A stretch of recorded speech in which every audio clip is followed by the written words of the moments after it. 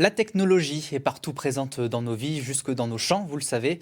L'agriculture se modernise elle aussi. Si tous les tracteurs sont équipés d'un GPS, certains exploitants de notre région investissent des dizaines, voire des centaines de milliers d'euros pour gagner en performance, mais aussi pour davantage respecter la nature.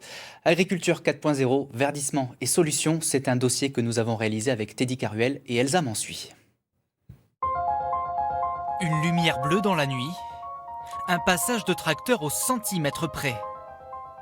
Fini l'agriculture mécanique, bienvenue à la haute technologie comme dans ce champ de pommes de terre, en pleine récolte. On n'a plus besoin de changer les vitesses à la main, quoi. Si je veux dévier, j'ai juste à appuyer sur un bouton pour me remettre aligné. À la manœuvre, Alexis de l'Estable.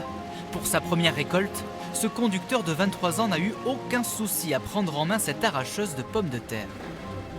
Aujourd'hui, là, j'ai presque tous mes réglages sur la machine qui sont automatiques, mais ça ne changera pas que je suis obligé à des moments en fonction des terres, du terrain comment il va être, que je dois savoir régler moi-même ma machine. Donc c'est plus pratique, mais il y aura toujours besoin de la main de l'homme derrière quand même. Conduite automatique, GPS, radar, un concentré de technologie à 320 000 euros. Et pourtant, à l'arrière, Maryse Douillet et Nadine Maillet-Safer. Là aussi, la main de l'homme est toujours nécessaire pour trier 30 tonnes de légumes par heure. En priorité les mottes et les pannes. Les pourris, les coupés. Derrière ces investissements, Pascal Collard. Cet agriculteur a repris les 15 hectares de champs familiaux en 1994.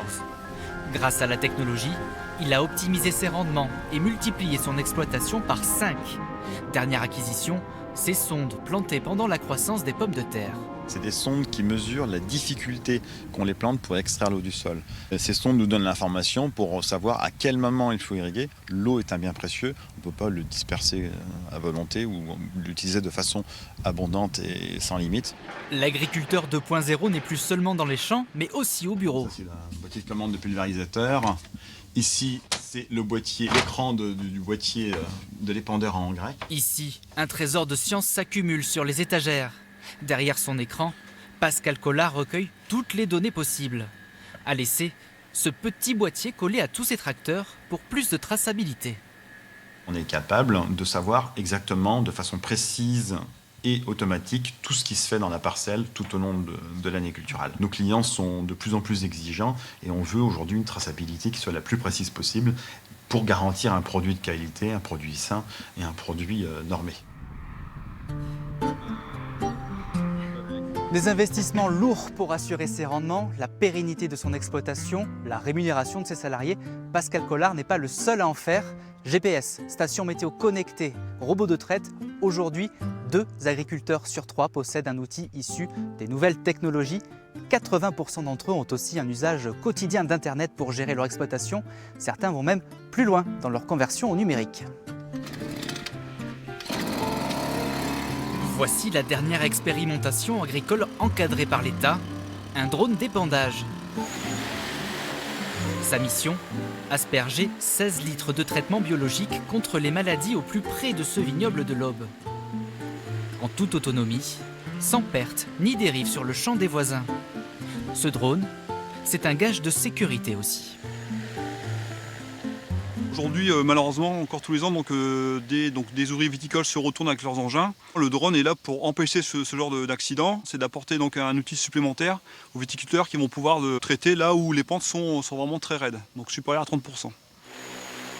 Plus sûr, plus discret, plus écologique. Pour ce vigneron, ce drone ne présente que des avantages.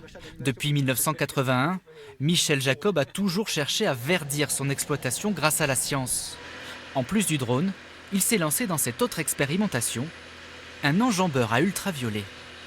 On stimule la plante qui va, avec le passage des UV, commencer à synthétiser des molécules susceptibles de la protéger contre les maladies. Alors ça réduit les intrants effectivement de 50 à 60% et qui nous permet d'envisager ensuite sereinement l'usage de produits ce qu'on appelle le biocontrôle, donc qui sont des produits complètement exempts de pesticides chimiques. Ces bijoux de technologie ont un prix, 89 000 euros à eux deux. Une somme, mais aussi un pari sur l'avenir.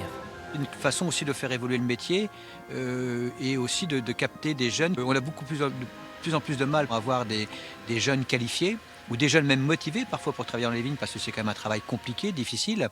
Et donc grâce à ça, on va avoir des jeunes qui vont avoir la capacité à toucher des nouvelles technologies, tout ce qui les intéresse en fait.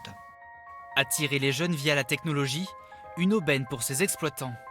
Tous deux le savent, le monde de la terre est vieillissant. Aujourd'hui, un agriculteur est âgé en moyenne de 52 ans, contre 40 pour un actif français.